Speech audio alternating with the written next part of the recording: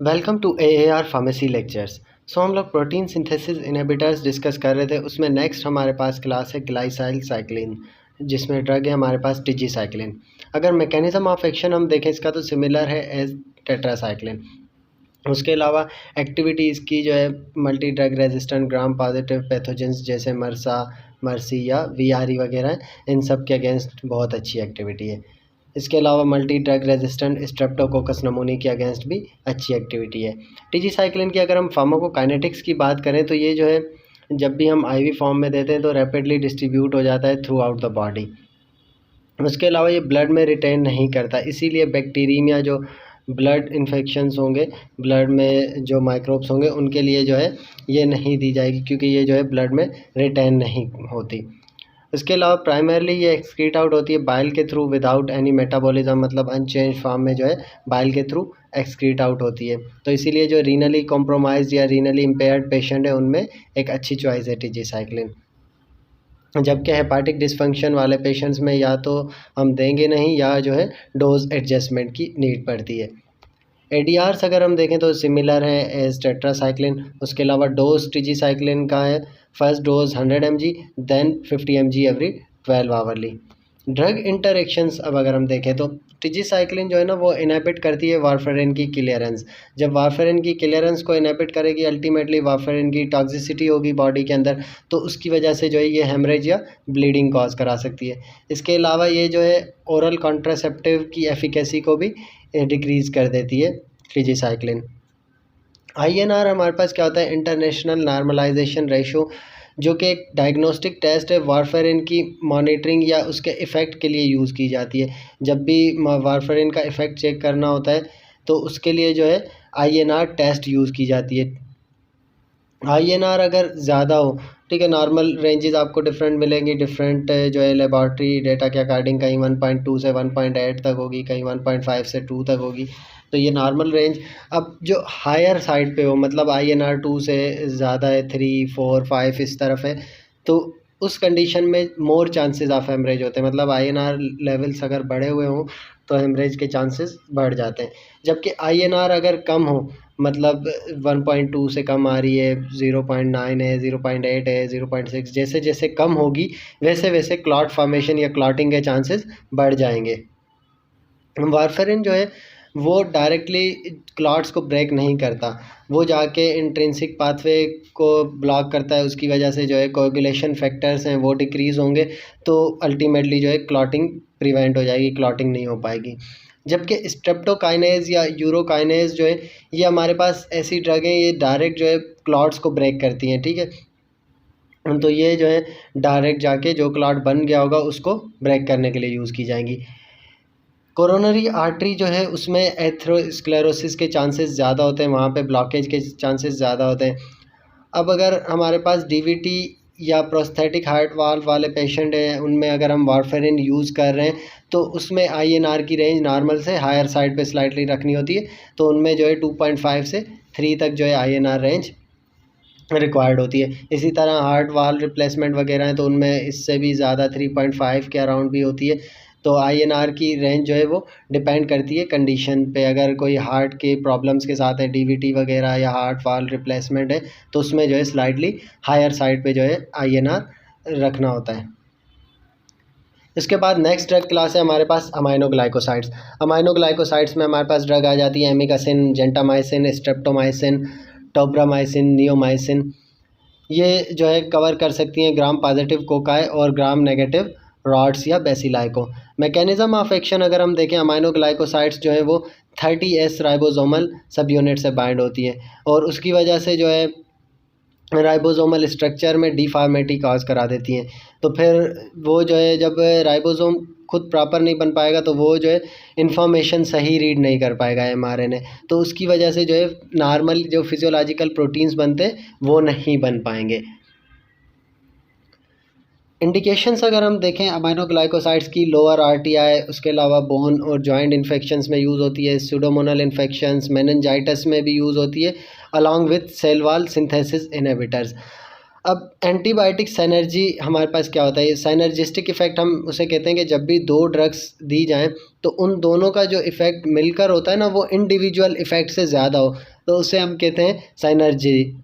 मतलब 1+1 अगर हम कर रहे हैं तो 2 से ज़्यादा अगर उनका इफ़ेक्ट आ रहा है तो वो कहलाएगा साइनर्जिस्टिक इफ़ेक्ट या साइनर्जी। तो पेनिसिलिन और स्ट्रेप्टोमाइसिन दोनों जब भी हम साथ देते हैं, सेल वॉल सिंथेसिस इनहिबिटर और प्रोटीन सिंथेसिस इनहिबिटर, वो साइनर्जी कॉज कराते हैं।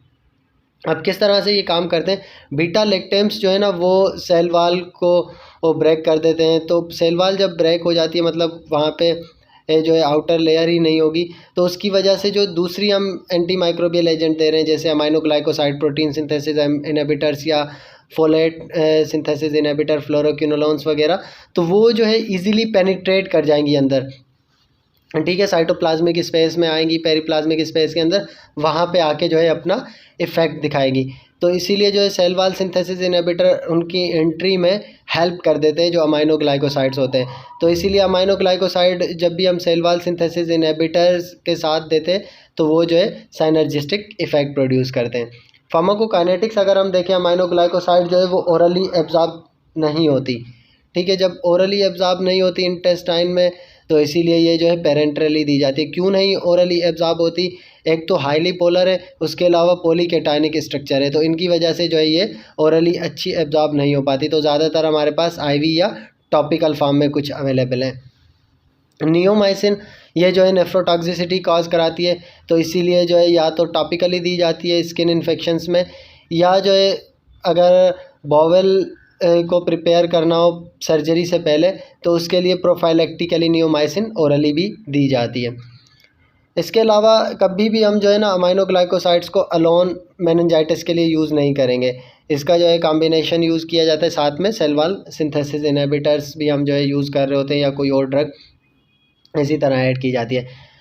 अमाइनोग्लाइकोसाइड्स जो हैं वो CSF के अंदर थोड़ी कंसंट्रेशन अचीव कर सकते हैं, उसके अलावा प्लेसेंटा को भी क्रॉस करते हैं, और अमाइनोग्लाइकोसाइड जो है वो कंसंट्रेशन डिपेंडेंट किलिंग करते हैं। कंसंट्रेशन डिपेंडेंट किलिंग वाली हमने एंटीबायोटिक्स ऑलरेडी डिस्कस की थी कि उनमें जो है हम सिंगल डेली डोजिंग करते हैं और साथ साथ इनमें जो है पोस्ट एंटीबायोटिक इफ़ेक्ट भी है, तो इसीलिए इनकी जो है वंस डेली डोजिंग बेहतर है as compare two divided doses के। एक्सेप्शन अगर हम देखें नियोनेट्स में जो है वो वंस डेली डोजिंग इतनी रिकमेंडेड नहीं है। क्यों? क्योंकि हायर डोजेज़ अमाइनोग्लाइकोसाइड के जो है टॉक्सिसिटी के चांसेस बढ़ा देते हैं बच्चों में, तो इसीलिए जो है वहाँ पे डिवाइडेड डोजेज़ भी दिए जाते हैं। एक्सक्रीशन जो है उसकी अमाइनोग्लाइकोसाइड्स की यूरिन के थ्रू होती है, तो इसीलिए जो है रीनली कॉम्प्रोमाइज जो पेशेंट होंगे या जो है रीनली इम्पेयर्ड पेशेंट होंगे उनमें डोज एडजस्टमेंट की ज़रूरत पड़ेगी। थेराप्यूटिक ड्रग मॉनिटरिंग भी हम कर रहे होते हैं अमाइनोग्लाइकोसाइड्स की। अब थेराप्यूटिक ड्रग मॉनिटरिंग होती क्या है कि जब भी हम ड्रग के इफ़ेक्ट को चेक कर रहे हो, मॉनिटर कर रहे हो, एनालाइज कर रहे हो, उसको हम कहते हैं therapeutic drug monitoring. Plasma levels जो है अमाइनोग्लाइकोसाइड्स के देखे जाते हैं ताकि उससे ड्रग से रिलेटेड जो टॉक्सिसिटी है ना उसको कम किया जा सके, तो इसे हम कहते हैं थेराप्यूटिक ड्रग मॉनिटरिंग। मतलब किसी भी ड्रग की जो है ना मॉनिटरिंग किस लिए की जाती है, एक तो कि उसका प्रॉपर लेवल अचीव किया जा सके ताकि ड्रग अपना इफ़ेक्ट प्रोड्यूस करे, दूसरा उसके टॉक्सिक इफ़ेक्ट से बचाया जा सके जो ओवरडोज की वजह से हो सकते हैं। तो थेराप्यूटिक ड्रग मॉनिटरिंग में क्या करते हैं कि ड्रग की जो है ना कंसंट्रेशन चेक की जाती है ब्लड के अंदर ताकि आउटकम्स को इम्प्रूव किया जा सके और साथ साथ जो है टॉक्सिसिटीज़ को कम किया जा सके। यूजुअली जो नैरो थेराप्यूटिक इंडेक्स वाली ड्रग होती है ना जिनमें मार्जिन बहुत कम होता है उनके लिए जो है यूज़ की जाती है therapeutic drug monitoring. Narrow therapeutic index या नैरो थेराप्यूटिक विंडो का मकसद क्या है कि उनमें जो है मार्जिन कम है, रेंज बहुत कम है टॉक्सिक डोज और थेराप्यूटिक डोज के दरमियान, सो उन ड्रग्स में जो है TDM की जाती है। अब ऐसी ड्रग्स जिनमें TDM की जाए उनकी एक लिस्ट हमारे पास मौजूद है, तो इसको याद करने के लिए मैंने एक आसान निमोनिक बनाया हुआ है, आप भी इस तरह निमोनिक बना सकते हैं या यही याद कर सकते हैं। DVT में अब क्या है कि वारफेरिन कैन हेल्प वेरी प्रोफिशेंटली, ठीक है। अब DVT के तीनों वर्ड यूज़ करें, D से डिजॉक्सिन, V से वैनकोमाइसिन, T से थियोफाइलिन, फिर उसके बाद मैंने कहा वारफेरिन कैन हेल्प वेरी प्रोफिशेंटली, ठीक है। तो अब वारफेरिन इन सब का जो है पहला वर्ड यूज़ करेंगे, वारफेरिन तो खुद पूरा वारफेरिन ही आ गया। उसके बाद कैन से हम जो है कार्बामिज़ापिन याद करेंगे, और हेल्प से हेपारिन, वेरी से वेल्प्रोइक एसिड और प्रोफिशेंटली से फेनिटोइन। तो ये हमारे पास ड्रग लिस्ट याद हो जाएगी, और 7 अमाइनोग्लाइकोसाइड ऐड कर लें लास्ट में ए।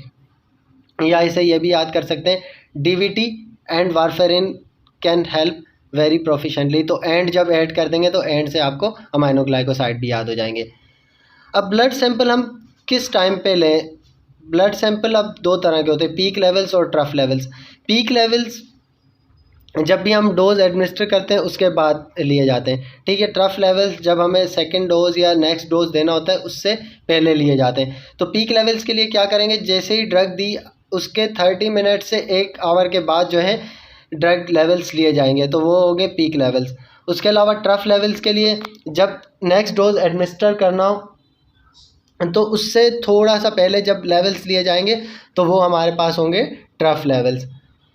वंस डेली डोजिंग वाली जो भी ड्रग हैं उनमें सिर्फ जो है हम ट्रफ लेवल्स ले सकते हैं, और उससे ही जो है हम आइडियली ड्रग का अंदाज़ा लगा सकते हैं। इसके अलावा डिवाइडेड डोजेस वाली जो भी हैं, ट्वाइस डेली है, थ्राइस डेली है, तो उनमें जो है पीक और ट्रफ दोनों लेना ज़्यादा इंपॉर्टेंट है। ट्रफ लेवल्स जो है वो सिर्फ हमें जो है बेजल कंट्रोल बता देते हैं कि थ्रू आउट मतलब किस तरह से ड्रग जो है बॉडी के अंदर रह रही है। इसके बाद अमाइनोग्लाइकोसाइड्स के अगर हम एडीआर्स देखें तो ये इरिवर्सिबल ऑटोटॉक्सिसिटी या डिफनेस कॉज कराती है, ठीक है। तो इसीलिए फीटस या ऐसे पेशेंट जो दूसरी ऑटोटॉक्सिक ड्रग्स ले रहे हो लाइक लूप डायरेटिक्स है, साइक्लोस्पोरिन वगैरह है, तो उनमें चांसेस बढ़ जाते हैं ऑटोटॉक्सिसिटी या डिफनेस के। इसके अलावा नेफ्रोटॉक्सिसिटी कॉज कराती है, तो इसीलिए हम जो है एक किडनी कॉम्प्रोमाइज पेशेंट में देख रहे होंगे। और दूसरा ये कि जो ऐसी फर्दर ड्रग्स यूज़ कर रहे होंगे नेफ्रोटॉक्सिसिटी कॉज कराती हों, तो उनमें हमें ख्याल करना होगा। इसके अलावा न्यूरोमस्कुलर पैरालिसिस कॉज कराता है due to reduce release of acetylcholine. Presynaptic acetylcholine release कम करते हैं अमाइनोग्लाइकोसाइड, उसकी वजह से जो है ये न्यूरोमस्कुलर पैरालिसिस कॉज कराता है। तो इसीलिए मिस्थेनिया ग्रेविस वाले जो पेशेंट हैं उनमें और ज़्यादा ये जो है रिस्क पे होते हैं, तो उनमें ख्याल करना होता है। मिस्थेनिया ग्रेविस अब हमारे पास क्या होती है, एक ऑटो इम्यून डिजीज़ है जिसमें जो है एनएम रिसेप्टर डिग्रेड हो जाते हैं, उसकी वजह से एसिटाइल कोलिन बाइंड नहीं हो पाती, तो जो है मसल ज़्यादा वीक हो जाती है और फर्दर कॉन्ट्रैक्ट नहीं कर पा रही होती।